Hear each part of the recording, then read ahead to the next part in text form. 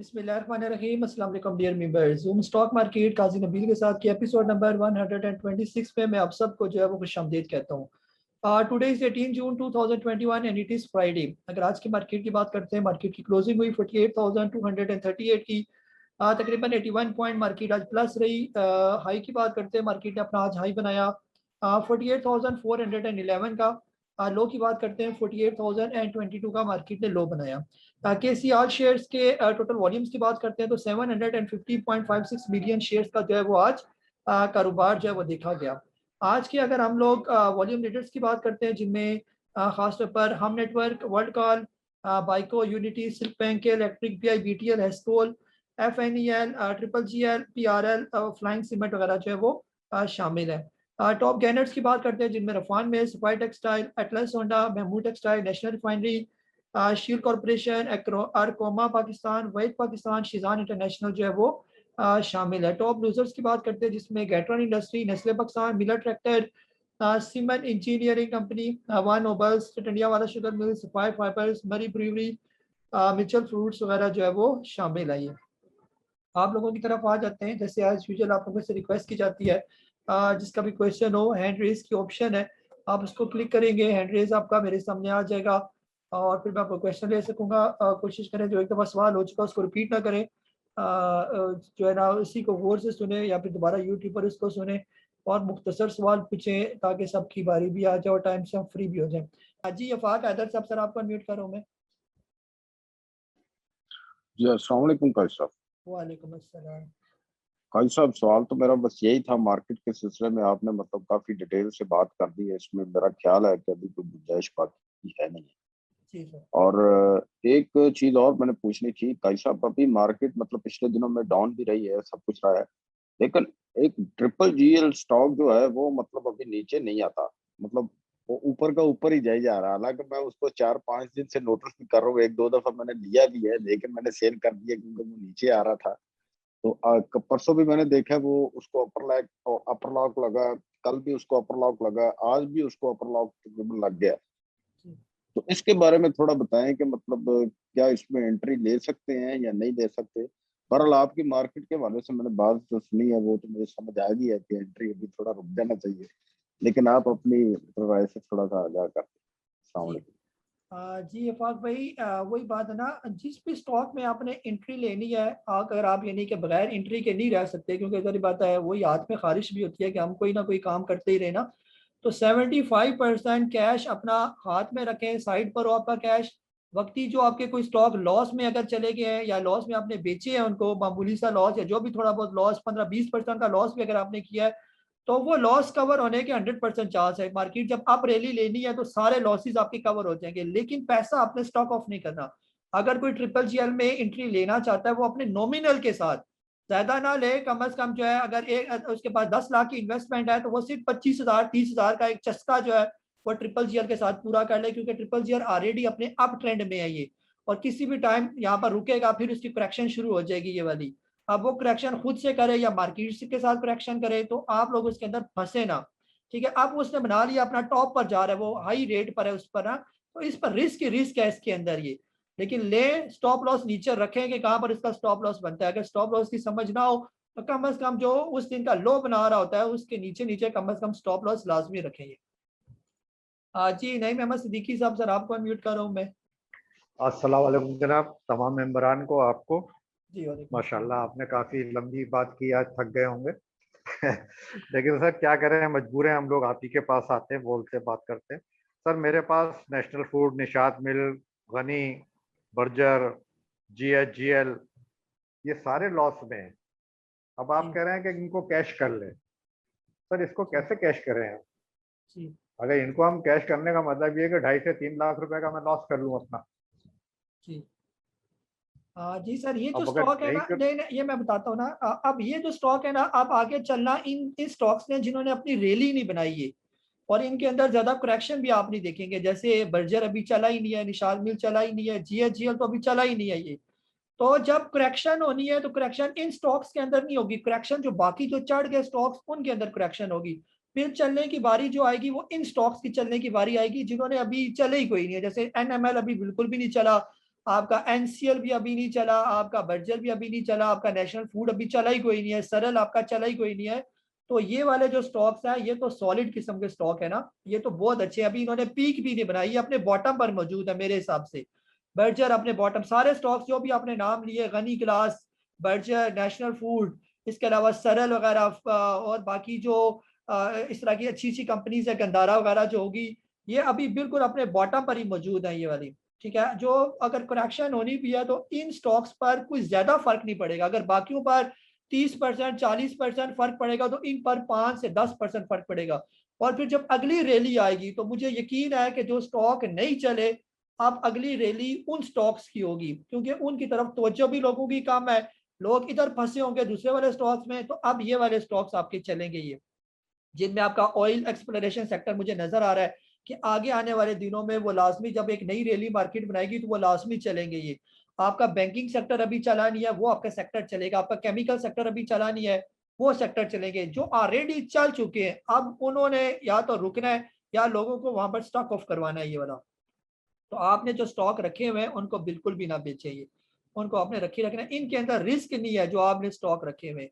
Risk जो है वो दूसरे स्टॉक है, जो आप लोगों को बेहतर पता है कि किन स्टॉक्स में रिस्क है, जो काफी ऊपर निकल गए उनमें रिस्क है, बाकी में रिस्क नहीं है ये।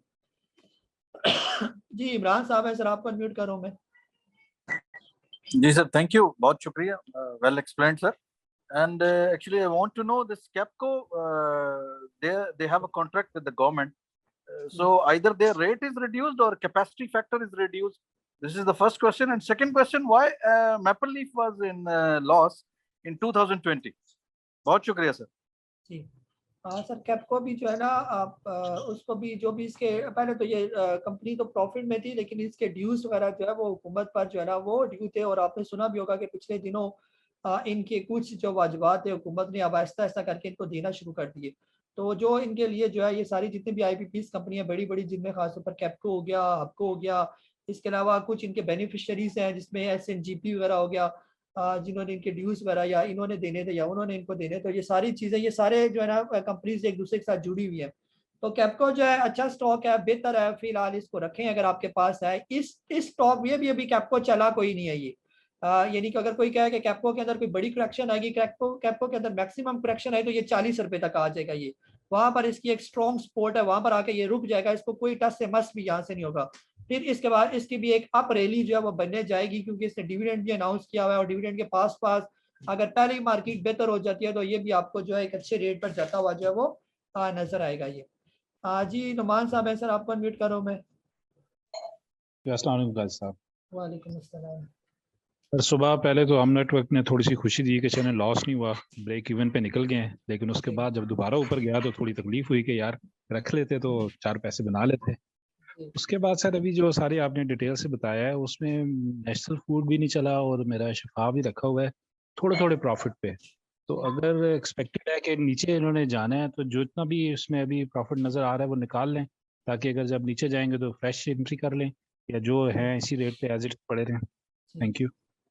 जी नुमान भाई, ये जो स्टॉक है ना ये तो बहुत सॉलिड, इन पर मार्केट की करेक्शन का कोई फर्क नहीं पड़ता। नेशनल फूड पर और शिफा पर।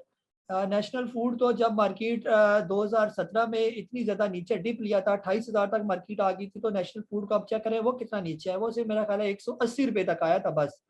180 किधर, और अभी भी 200 रुपये पर तकरीबन ये खड़ा है, 220 रुपये पर। इस पर कोई फर्क नहीं पड़ेगा ये, ना शिफा पर फर्क पड़ेगा ना नेशनल फूड पर फर्क पड़ेगा। इनके वॉल्यूम्स लो होते हैं, ये इतनी स्ट्रॉन्ग कंपनीज है कि मार्केट ऊपर जाए मार्केट नीचे जाए ये अपनी जगह पर खड़े रहते हैं। इसी तरह जिसके पास एफर्ट पड़ा हुआ है, FFC पड़ा हुआ है, या एग्रो कॉर्पोरेशन पड़ा हुआ है, ये लोअर किस्म के स्टॉक्स हैं। मार्केट की करेक्शन का इन फंडामेंटली स्ट्रॉन्ग कंपनीज पर कोई फर्क नहीं पड़ता, ये अपनी मर्जी से काम करते हैं। ये मार्केट नीचे हो या मार्केट ऊपर हो, इन्होंने जो अपने टॉप बनाने हैं अपने टाइम पर, ये अपने टॉप बनाएंगे ये।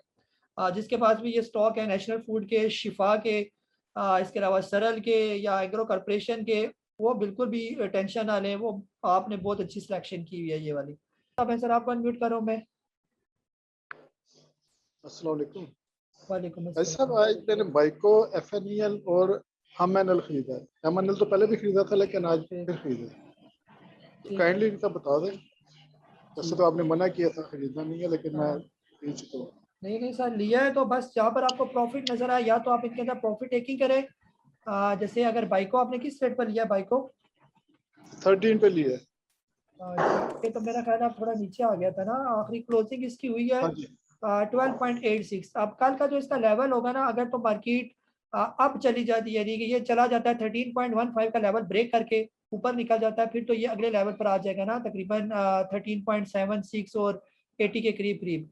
लेकिन यहाँ से अगर ये नीचे आ जाता है, खास तौर पर 12.70 जो इसकी सपोर्ट मुझे नजर आ रही है, अगर यहाँ से ये नीचे आ जाता है तो फिर हो सकता है ये आपका दोबारा 12 रुपए के करीब करीब जो आ जाए।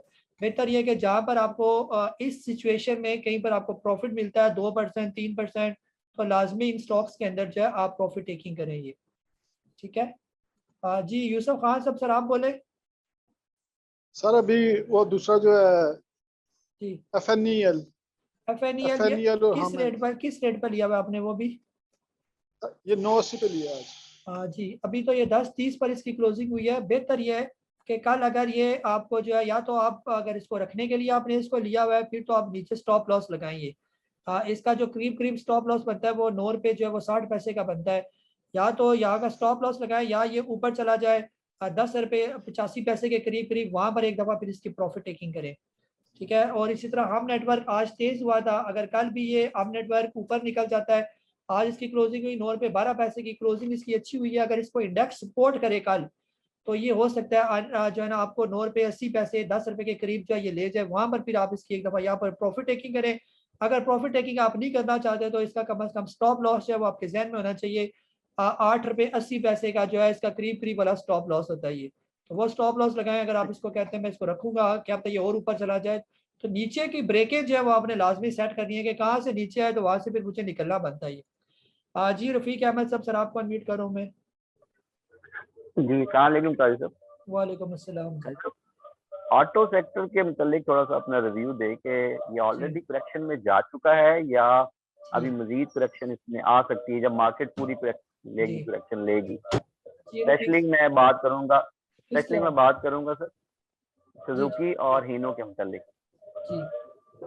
जी सर, जो है ना ये सुजुकी थोड़ा सा ऊपर निकला था, करेक्शन का फर्क सुजुकी पर थोड़ा सा पड़ेगा ये अगर करेक्शन मार्केट लेती है।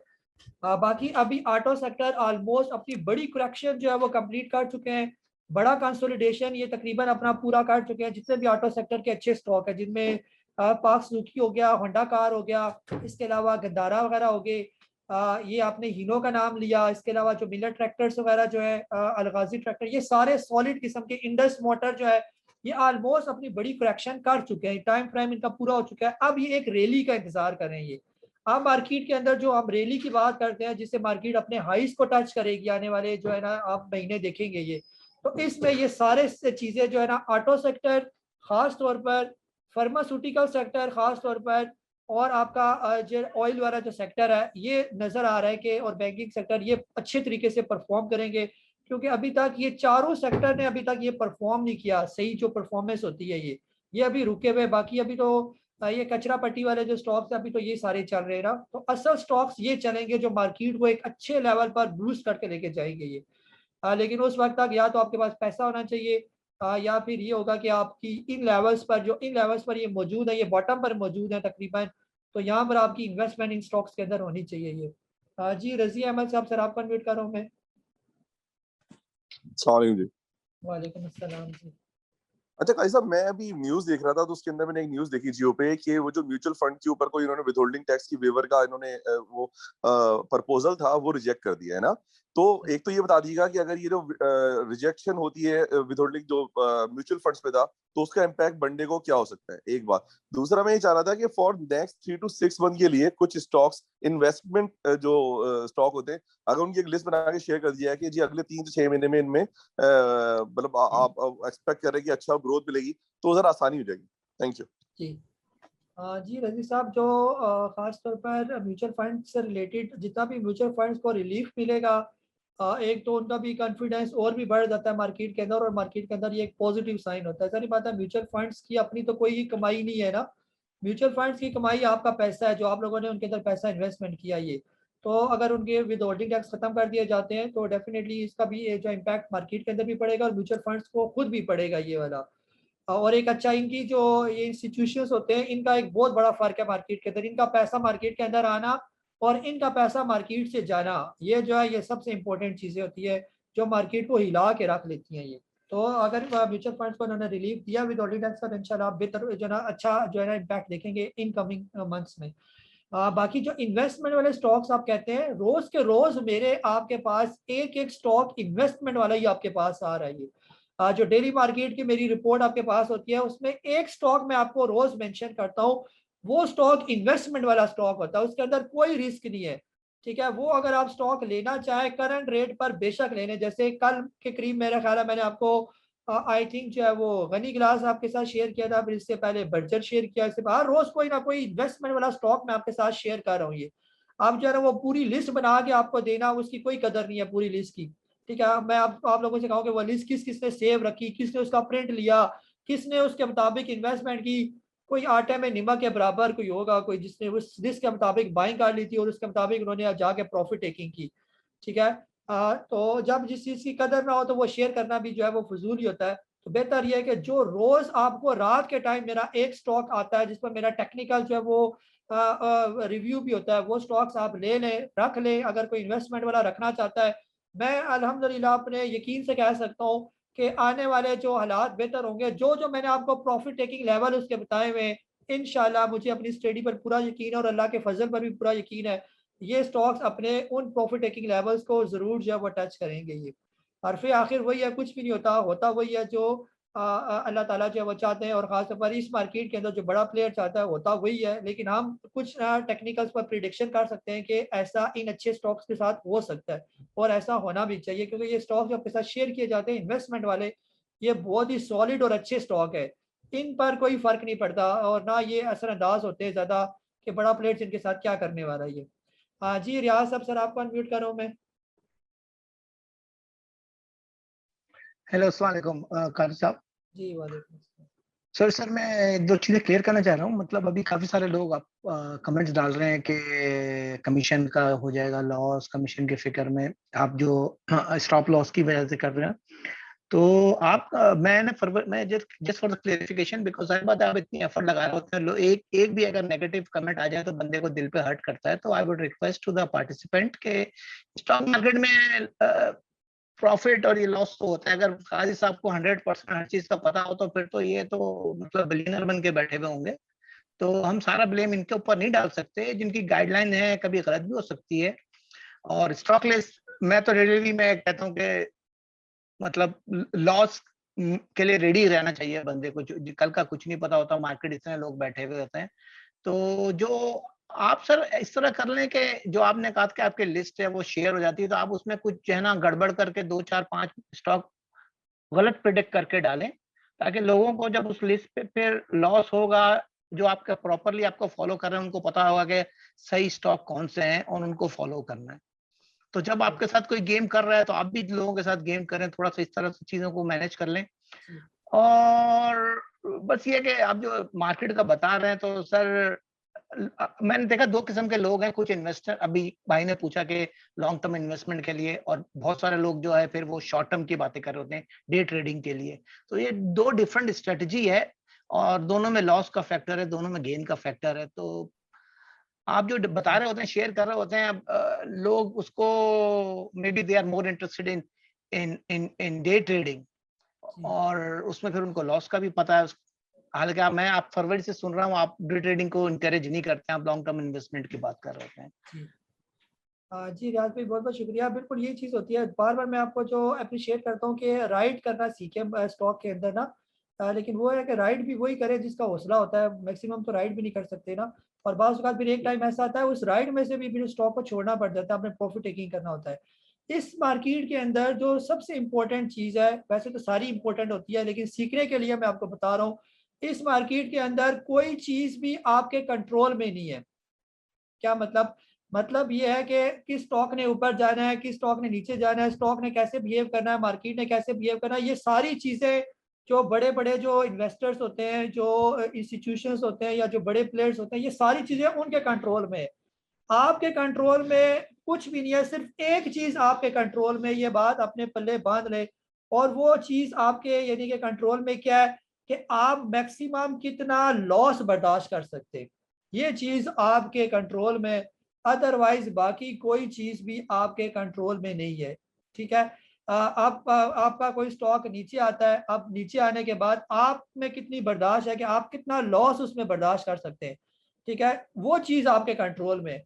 ऊपर किधर जाता है, कब जाता है, कैसे जाएगा, और जाना भी है या नहीं जाना, वो आपको नहीं पता उस स्टॉक के बारे में कि वो जाएगा भी या नहीं जाएगा, वो कितनी देर रुका रहेगा, कब उसने ब्रेकआउट देना है, कब वो निकलना है, ब्रेकआउट के बाद भी क्या वो वापस ऊपर जाएगा, आपको इसके बारे में कुछ नहीं पता। ये आपकी चीज कंट्रोल में कि जो स्टॉक आपका नीचे जाना शुरू हो गया, अब आपने कितना लॉस उसके अंदर बर्दाश्त करना है। और यही एक तल्ख हकीकत जो है वो स्टॉक मार्केट के अंदर है। जिसने अपना लॉस मैनेज किया और जिसने अपना रिस्क पहले मैनेज कर लिया, वो कामयाब है। और यानी कि आपको ये भी, अगर इसको भी आपने मैनेज ना किया और कहा जी ठीक है हम मैक्सिमम लॉस बर्दाश्त कर सकते हैं, कोई भी यहाँ पर मैक्सिमम लॉस बर्दाश्त नहीं कर सकता। बार बार मैं कहता हूँ, पैसा स्टॉक नीचे आ जाना वक्ती तो आप बर्दाश्त कर लेंगे, लेकिन उस स्टॉक का नीचे के लेवल पर 5 साल खड़े हो जाना, ये आप में से कोई भी इसको जो है वो बर्दाश्त नहीं कर पाएगा। 5-6 साल बर्दाश्त करना किसी भी स्टॉक को नीचे के लेवल पर देखना और 50% लॉस भी देखना उस स्टॉक के अंदर, ये लोगों का हौसला भी तोड़ देता है और स्टॉक मार्केट से दिल बर्दाश्ता भी उसको जो है वो कर लेता है। जी इजाज भाई है सर, आपको अनम्यूट कर रहा हूँ। जी अस्सलाम वालेकुम गाजी साहब। वालेकुम अस्सलाम। गाजी साहब बड़ा मज़ा आया आज काम करने का। मैंने इन्वेस्टमेंट के 2 स्टॉक रखे हुए थे और कुछ मेरे प्रॉफिट में थे, मतलब 80% मेरा प्रॉफिट में था, और मैंने आज सारा ही उसको वाइट वॉश कर दिया। मैंने बिल्कुल झाड़ू फेर दिया अपने उसके क्या नाम है उसके अकाउंट के अंदर ना। लेकिन उसका मुझे ये फ़ायदा हुआ है कि मुझे कुछ सीखने के लिए बहुत कुछ मिला उसके साथ। उसके अंदर आपका कारोबार ऐसी चीज़ है कि कोई भी दुनिया में कारोबार ऐसा नहीं है कि जिसके अंदर लॉस ना हो। छोटा लॉस करके अगर आप बड़ा फ़ायदा कमा लो तो उसमें उसमें मज़ा है, बजाय इसके कि आप थोड़ा प्रॉफिट कमा के बड़ा लॉस कर लो। ठीक, अब मैंने किया है कि 70% पेमेंट मैंने अपनी जो है साइड पे रख दी थी। 2 स्टॉक्स मैंने एंट्री लिया उसके बाद पैसा, एक हम टीवी के अंदर और एक मैंने ली थी उसके अंदर फ्लाइंग के अंदर, दोनों के अंदर। परचेजिंग मैंने शुरू किया उसकी क्या नाम है उसका 9-10 पे शुरू की है और वो 8-80 तक मेरा आया है। मैं उसको परचेज करता गया। 2000 से मैंने शुरू किया है, 57,000 तक मैंने उसकी परचेजिंग की। फिर उसने जो ना चढ़ना शुरू हुआ और 970 पे जब मैसेज आया क्या नाम है अपना उनका नौला साहब का कि आप निकल जाओ, मैंने 70 सेल कर दिया। तकरीबन वो 5-7-8 हज़ार रुपये दे के निकल गया उसके अंदर। और यही मैंने उसको इंडेक्स को मैं साथ देखता गया हूँ कि इंडेक्स जो है ना इसका 100 से नीचे ना आए, और यही हुआ है। पहले 200 से 150 तक चलता रहा है, फिर ये टूटा है 150 से 80 दरमियान चलता रहा है, और लास्ट जो है ना अब जो मैंने बंद किया है उसकी एक परचेज, अब मेरे पास एक शेयर पड़ा हुआ है सिर्फ, और वो है एक फ्लाइंग।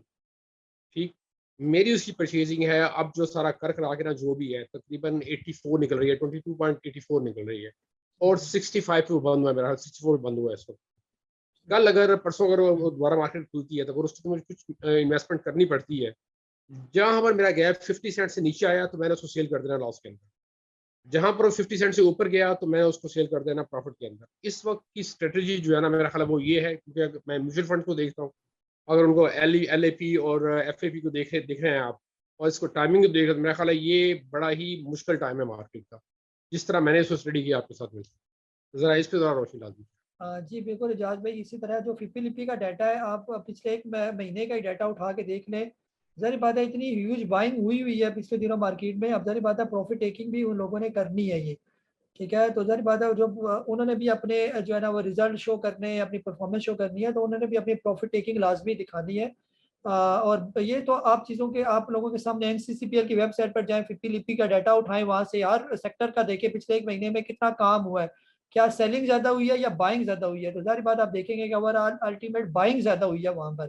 तो जब बाइंग ज़्यादा होती है तो फिर उसका रिजल्ट क्या निकलता है, फिर प्रॉफिट टेकिंग होती है। वो प्रॉफिट टेकिंग करेंगे, फिर वो बहाना ये बनेगा कि जी ये बेच रहे ज़ाहिर बात है उन्होंने भी प्रॉफिट टेकिंग करनी होती है ना। बाकी फ्लाइंग जो है आपने लिया, आज क्लोजिंग हुई 22.70 पर। करीब करीब जो है स्टॉप लॉस आपको पता होना चाहिए कि इसका जो स्टॉप लॉस है फिलहाल थोड़ा नीचे करके या 21.20 के राउंड अबाउट इसका जो है फिलहाल स्टॉप लॉस बनता है। यहाँ तक ना आए तो फिर तो कोई परेशानी नहीं है। यहाँ से अगर ये ऊपर निकल जाता है और अगर कल जो है ये अपनी रेजिस्टेंस तोड़ देता है, 23.223 की रेजिस्टेंस तोड़ के ऊपर जाता है, तो फिर आपको ये थोड़ा अच्छा प्रॉफिट जो है वो दे सकता है ये। अगर आप इसके अंदर से निकलना चाहते हैं तो 23.20 के राउंड अबाउट एक दफा रुकेगा जरूर यहाँ पर, ठीक है, जहाँ या वहाँ पर रुकेगा या उसी के इर्द गिर्द थोड़ा सा घूमेगा, क्योंकि ये लेवल तोड़ना इसके लिए थोड़ा मुश्किल होगा ये, तो वहाँ पर आप इसकी प्रॉफिट टेकिंग जो वो कर सकते हैं ये। ठीक है जी अल्ताफ भैया बैंक ऑफिसर आपको अनम्यूट करो मैं। अस्सलाम वालेकुम काई साहब। वालेकुम अस्सलाम जी। काई साहब पहले तो मैं आपसे ये पूछूंगा कि आज हम नेटवर्क ने क्लोजिंग दिए 9 से ऊपर ने, इसको कैसे देख रहे हैं? और दूसरी बात काई साहब ये कि मार्केट देखे, मार्केट अपनी तारीख दोहराती रहती, कल से जो बंदा न सीखे ना, कल गुजरे कल से सीखना चाहिए। अब आप देखें स्टॉक मार्केट को, स्टॉक मार्केट ने लास्ट टाइम जब 47 का बैरियर कितनी बार ड्रिल किया इसने, 47,300 का 3-4 बार ड्रिल किया, नहीं किया, वहां से मार्केट कितनी नीचे गई फिर दोबारा। अब ये देखिए इस बार भी देखें 48,900 को ये बार बार ड्रिल कर रही है, लेकिन वहां से नहीं जा पा रही, तो इसका क्या मतलब है? मतलब है कि वहां पे प्रेशर है नीचे, ये 1000 ये तकरीबन 47,700 का बैरियर पे ये आएगी जनाब, यहाँ से ये सपोर्ट लेगी मेरा ख्याल है। ये हमारे भाई इस बात को थोड़ा समझें कि अपनी तारीख दोहराएगी ये 47,000 के लेवल को, ये यहाँ से बार बार ड्रिल हो रही है, नीचे आएगी सर। ये जो नेक्स्ट वीक है, अब इसमें आप सेलिंग प्रेशर देखें, ये 48 को तोड़ के नीचे आएगी, इसको नीचे की तरफ आएगी। तो जहां तक मैं जहां तक मार्केट को समझ लूँ, थोड़ी बहुत जो आपसे स्टडी की है, जो मेरा मतलब है थोड़ा बहुत टाइम गुजरा मार्केट में, तो मैं तो यही देख रहा हूँ सर। बकाया आप बेहतर समझती हैं, तो आप कैसे देखते हैं सर? ये तारीख दोहराएगी मेरा ख्याल है। जी अल्ताफ भाई, ये असल में आपकी बिल्कुल बात सही है, ये साइकिल है ना, मार्केट एक साइकिल की तरह घूमती है ये। जैसे मार्केट ऊपर जा रही है, फिर मार्केट एक साइकिल के साथ फिर नीचे आएगी, फिर वो साइकिल, ये साइकिल ना होते तो ये मार्केट का सिस्टम ही ना होता है ना। तो इस साइक्लिक मूवमेंट के साथ हर स्टॉक भी चलता है और इसके साथ साथ ये मार्केट भी जो वो चलती है। मार्केट के लिए 50,000 का लेवल क्रॉस करना कोई इतना आसान काम नहीं है कि 50,000 का लेवल आपने ऐसे ही क्रॉस कर लेंगे ये, या इन्हीं दिनों में क्रॉस करें। इन दिनों में मार्केट का ये लेवल क्रॉस नहीं होता, ये बहुत हेल्दी क्रॉसिंग होगी और ये बड़ी धूमधाम से इसको क्रॉस किया जाएगा ये वाला। और उस धूमधाम के लिए मार्केट के अंदर ये जो ओवरबोर्ड सी एक बैलून सी पोजीशन बनी हुई है, वो जब तक वो निकलेगी नहीं, उससे पहले पहले इस तरह का जो हम बार बार कहते हैं, वो आपका तजर्बा भी बिल्कुल आपको तजर्बे वाली बात करें, ऐसे ही होगा जैसे आप कह रहे हैं ये, और ये तजर्बे वाली बातें, और इसी से हम लोगों को सीखना चाहिए। माशाल्लाह आप ग्रुप के अंदर मौजूद है, आप सिखाते भी रहते हैं, लोगों को गाइड भी करते रहते हैं।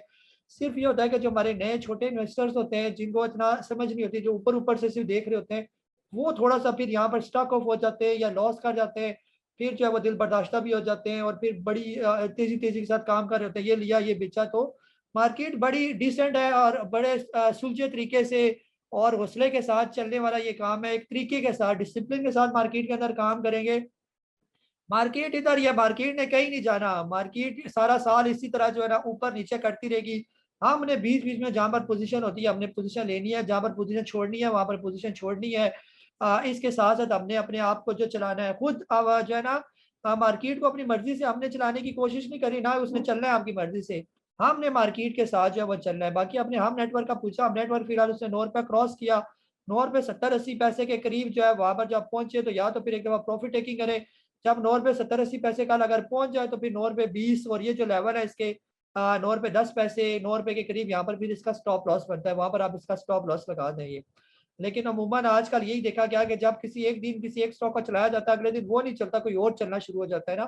तो यही हम लोग पिछले एक हफ्ते 10 दिन से ये चीजें देख रहे हैं, और ये बड़ी अलार्मिंग किस्म की सिचुएशन होती है कि सिर्फ पेनी स्टॉक्स, और वो भी मखसूस चलना शुरू हो जाए, स्विचिंग हो पेनी स्टॉक्स के अंदर, सिर्फ वॉल्यूम शो किया जाए कि जी बड़ा वॉल्यूम जनरेट हो रहा है, लेकिन अंदर जो है ना मार्केट खोखली हो, तो ये कुछ और चीजें इंडिकेट कर रही होती हैं ये। जी काशी भट्टी साहब, सर आपको अनम्यूट कर रहा हूँ मैं। वालेकुम अस्सलाम। सर ये सबसे पहले तो आपने शर्ट का कलर बड़ा प्यारा पहना है, nice shirt sir, nice colour. जी बहुत बहुत शुक्रिया। अच्छा सर ये ना मैंने आज तकरीबन सुबह ही उठते सारी रात को नींद नहीं आई मुझे, आपकी कल का लेके ना सेशन, तो मैंने सुबह के सबसे पहले मैंने ना सेल लगाई थी, मैंने कहा यार अब निकाले एक दफा मार, तो अल्हम्दुलिल्लाह सुबह निकाल लिया। अब थोड़ा सामने नेटवर्क पड़ा मेरे पास, और यूसुफ वेविंग नहीं आज मैं निकाल सका क्योंकि उसने आज बड़ा अच्छा ब्रेक इवन दिया था उस दिन 6.536 का, तो पिछले 3 साल उसका 3 क्वार्टर के रिजल्ट भी अच्छा है और उसने ब्रेक इवन भी किया है, तो वो बस मेरे पास पड़ा है, ये पीटीसी पड़ा है, और कैपको और वेव्स और ट्रेड ब्लेड, और वो तो आप कहते हैं उसमें टेंशन ही कोई नहीं है। जी सर, अभी तो वो ठीक है, आज भी ट्रेड ने दोबारा अपना अप ट्रेंड जो है वो शुरू किया, वेव्स भी बेहतर हो जाएगा। वेव्स ने भी अभी अपनी अप रैली जो है वो स्टार्ट नहीं की, बहुत अगर नीचे आया तो ये 22-23 वाले लेवल पर आ सकता है, अदरवाइज इसके ज़्यादा नीचे आने के चांस बहुत ही कम है ना, और ये अच्छा स्टॉक भी है ये।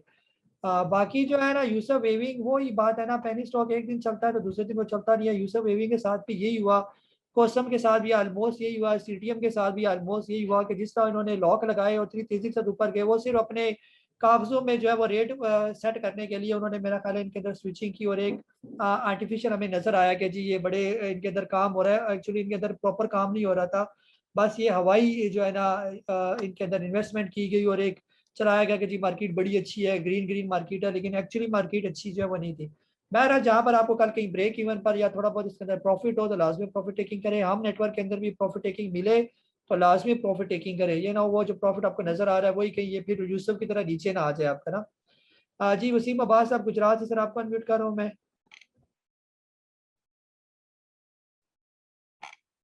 जी वसीम अब्बास साहब।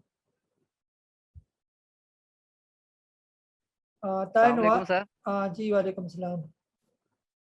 सर मैं जो सवालात थे वो उनके सबके जवाबात मिल ही गए हैं जो ज़हन में मेरे थे। जी तो बस ये पूछना है कि पीआई बीटीएल मैंने 2-3 हफ्ते से रोका हुआ था, तो वो बिल्कुल हिल नहीं रहा था। आज जैसे ही मैंने सेल किया इसको पर लग गया, 12 रुपये क्रॉस कर गया है। कोई मसला नहीं है, कैश है, हैंड ओवर हो गया है। तो सर ये थोड़ा पेल के बारे में बता दें कि ये थोड़ा सा मेरे पास स्टॉक पड़ा हुआ है, ये मैंने इन्वेस्टमेंट के तौर पे रखा हुआ है, क्या इसको रखे रखें या इसके भी कैश करवा लें? कितने का लिया हुआ आपने ये? पेल मेरा सर अभी याद नहीं रहा, पुराना लेके रखा हुआ है, ठीक है 36 का है शायद, 36 जी या कुछ। ठीक है। अभी जो है ये 35 रुपये 30 पैसे है, बहरहाल रखी रखे, कोई नहीं मसला, इसका परेशानी ना करे ज्यादा, लेकिन जाके अगर एक दफा प्रॉफिट टेकिंग या ब्रेक इवन पर आता है तो एक दफा लाजमी जो है, अगर करेक्शन आई तो ये भी 30 रुपये तक इसके आने के चांस है ना, तो जब 30 रुपये का आ जाए तो फिर आप वहां पर और इसके अंदर ऐड करें, और वो अच्छा रेट भी होगा, उसके अंदर इसका रिस्क भी बिल्कुल भी नहीं है ना। और अगर यहाँ से मार्केट चले ऊपर ले लिया चला जाता है, पहले 38 रुपये क्रॉस कर जाए तो फिर और भी ज़्यादा बेहतर है, फिर इसका मतलब है ये और भी ज़्यादा सेफ हो जाएगा ये। फिलहाल ये यहाँ बीच में थोड़ा लटका रहेगा ये वाला। जी ताहिर नवाज साहब आप बोले। अच्छा आपका हो गया। राना हसीब साहब, सर आप ताहिर नवाज साहब करें आप अनम्यूट। हेलो अस्सलाम वालेकुम सर। जी राना हसीब साहब करें अनम्यूट आप भी। काजी साहब अस्सलाम वालेकुम। जी जी वालेकुम सलाम।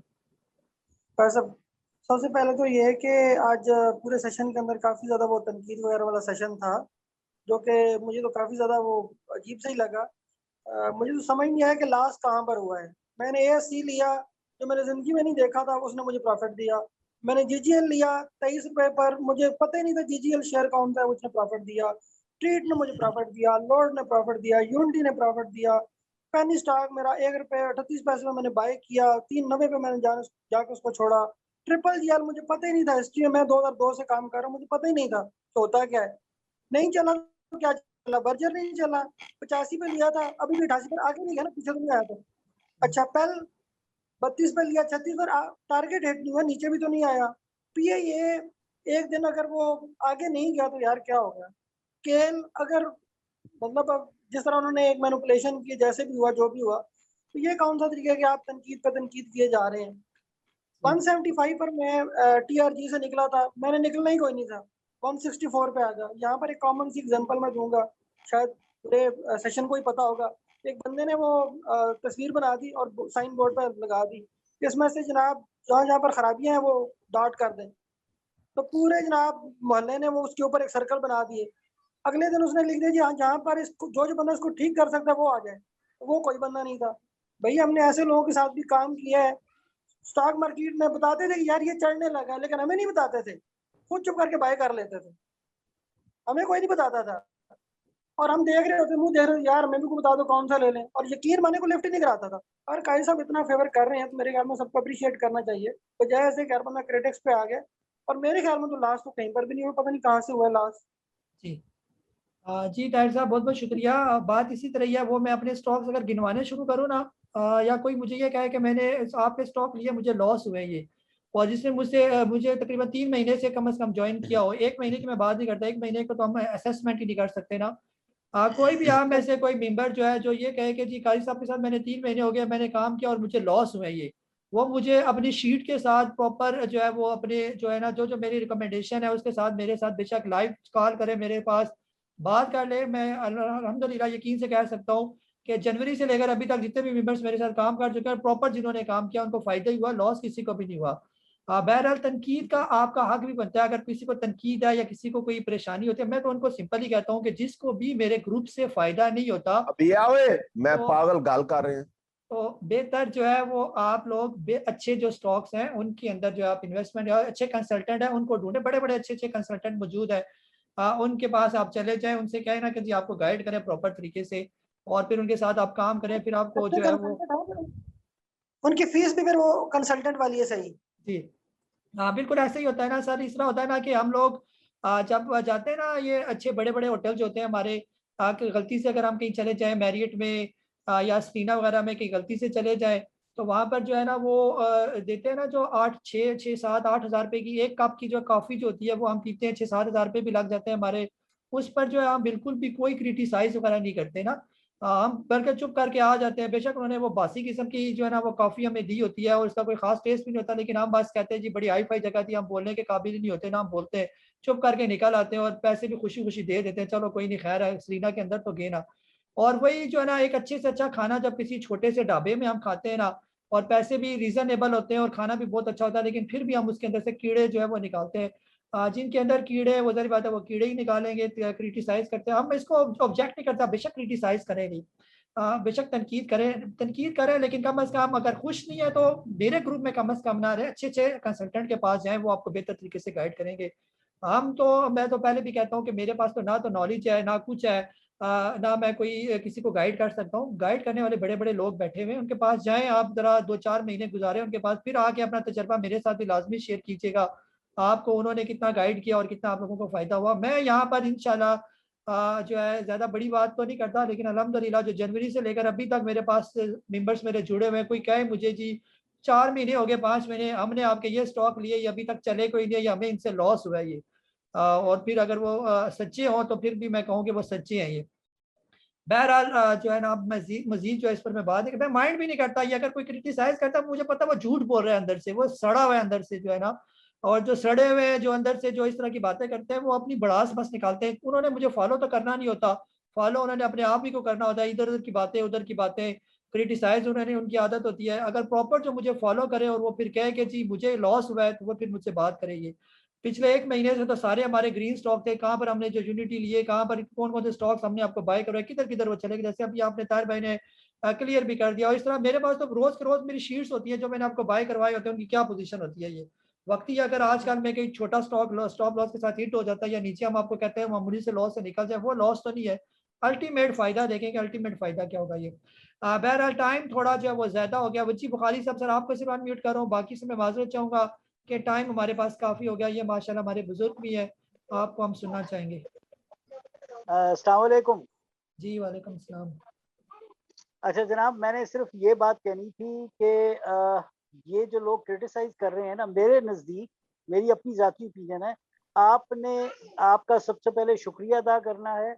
हम सब ने फ़ायदा उठाया है समेत मेरे, मैं अपने आप को बड़ा स्लो इस मार्केट में समझता हूँ। WTL, लोड्स, NRSL, मैं किस किस का बताऊँ, वेव्स, ये पेल, इतने सारे स्टॉक है जिसमें हमने फ़ायदा उठाया है। एक आधे में अगर कहीं अपनी गलती की वजह से हमारा नुकसान हो गया तो हम क्रिटिसाइज करना शुरू कर देते हैं। काजी साहब, you are doing a wonderful job, believe me. अब मेरा ख्याल है मैं सीनियर मेंबर में आता हूँ, यानी आई एम ऑलमोस्ट टचिंग 70। अब 70 साल की उम्र में मैं कौन सा बिजनेस कर सकता हूँ, और I have gained a lot and I am so really grateful to you. मेरी दिली दुआ आपके साथ, अल्लाह आप जैसे कहते हैं ना और ज्यादा तरक्की पाए, अल्लाह आपको और इज्जत दे, मेरी ढेरों दुआएं हैं। अगर और जो ये क्रिटिसाइज कर रहे हैं ना, ये अपने अंदर झांकें कि हमने गलती कहाँ की है। अगर आपको सही तरह फॉलो किया है तो मैं नहीं मानता किसी को नुकसान हुआ है, और मेरे बहुत सारे ऑनरेबल मेंबर्स होंगे वो जिस बात से एग्री करेंगे। That's all, thank you once again Kazi साहब, अल्लाह हाफिज। जी सर बहुत बहुत शुक्रिया आपका, यानी कि जो है अप्रिशिएट करने का। डेफिनेटली काम आपको नजर आता है, प्रैक्टिकल काम आपको नजर आएगा, कोई जुबानी कलामी तो बातें हम करते कोई नहीं है, हर चीज़ आपको रिटर्न प्रोवाइड की जाती है, कहाँ पर हमने बाय करवाया, कहाँ पर हमने प्रॉफिट टेकिंग करवाई, ये सारी आपके सामने रिटर्न है। उस रिटर्न को रिटर्न सामने रख कर कहेंगे जी यहाँ पर आपने बाय करवाया था, यहाँ पर हमारा लॉस हुआ ये वाला, ऐसा तो हरगिज़ हो ही नहीं सकता, ये ऐसी चीज़ हुई है। जी टाइम हमारे पास थोड़ा ज़्यादा हो गया है और 9:06 यहाँ पर मैं जूम सेशन जो है वो अपना एंड करना चाहूँगा।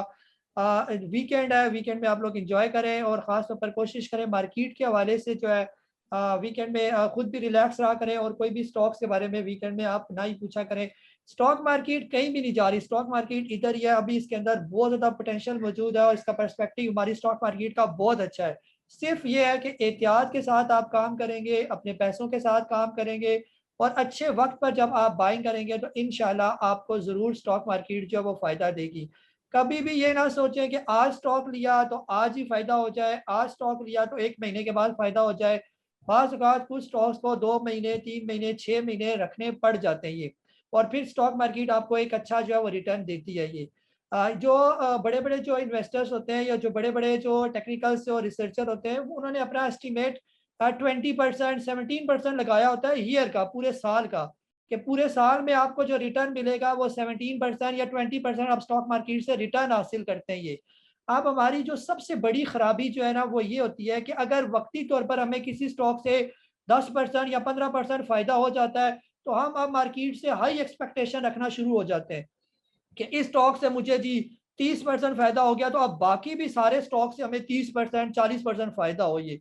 उस एक्सपेक्टेशन की वजह से क्या होता है, वो सारे जो हमारी एक्सपेक्टेशन होती है, मार्केट तो हमारी एक्सपेक्टेशन को खाक में मिलाने में उसको तो 1 मिनट लगता है, तो फिर उस तरह वो हमारी एक्सपेक्टेशन को खाक में मिला देती है। तो आप में से हर वो मेंबर जिसको स्टॉक मार्केट से 30%, 20% जल्दी फ़ायदा हो जाता है, तो वो जल्दी मार्केट के अंदर एंटर करने में या ग्रीड में आकर जो है किसी भी मिस्टेक में ना जाएँ। जब आप लोग गलती करते हैं, तेज़ हो जाते हैं, जी इधर से फ़ायदा मिला, तो आप फ़ौरन मैं किसी और स्टॉक में फ़ौरन और भी मुझे इसी तरह का फ़ायदा होगा। इस तरह स्टॉक मार्केट नहीं करती। इधर से अगर स्टॉक मार्केट ने आपको पैसा दिया, तो दूसरी तरफ से वो स्टॉक मार्केट आपको पैसा लेने का हुनर भी उसको जो है वो पता है कि पैसा वापस लिया कैसे जाता है ये। तो ये जो बड़े स्मार्ट इन्वेस्टर जिनको हम कहते हैं, ये सारी चीज़ें जो है वो देख रहे होते हैं। इसीलिए तो हम आपसे कहते हैं स्टॉक मार्केट में सिर्फ 90% जो है वो लोग जो होते हैं वो लॉस करते हैं, 10% जो होते हैं वो यहाँ से फ़ायदा कमाते हैं, 10% वो लोग होते हैं जो अपने नसीब से यहाँ पर कमाते हैं, और 90% लॉस वो करते हैं या तो वो लालच करते हैं स्टॉक मार्केट के अंदर, या अपने करतूतों की वजह से, प्रॉपर फॉलो ना करने की वजह से, या खुद ही जो है ना अपनी फनकारी की वजह से लॉस करते हैं। अदरवाइज़ अगर प्रॉपर तरीके से स्टॉक मार्केट के अंदर काम किया जाए तो 1 साल के बाद आप साल का एस्टीमेट लगाएँ, ज़्यादा एक्सपेक्टेशन ना रखें।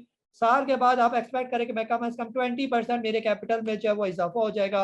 ये एक्सपेक्टेशन एक रीज़नेबल एक्सपेक्टेशन है, लेकिन आप चाहते हैं कि अगर 1 ही महीने के बाद, 2 दिन के बाद, 6 दिन के बाद मेरा पैसा डबल हो जाए, मुझे हर तरह, जब एक स्टॉक से इतना फ़ायदा हुआ तो हर दफ़ा ही फ़ायदा होना चाहिए। फिर इस तरह के जब आप काम करेंगे तो गलतियाँ भी करेंगे और फिर लॉस भी उठाएँगे। अपना बहुत सारा ख़्याल रखें। मुझे काज़ी नबील को ज़ूम सेशन की इस एपिसोड नंबर 126 के साथ इजाज़त दें। अल्लाह हाफ़िज़।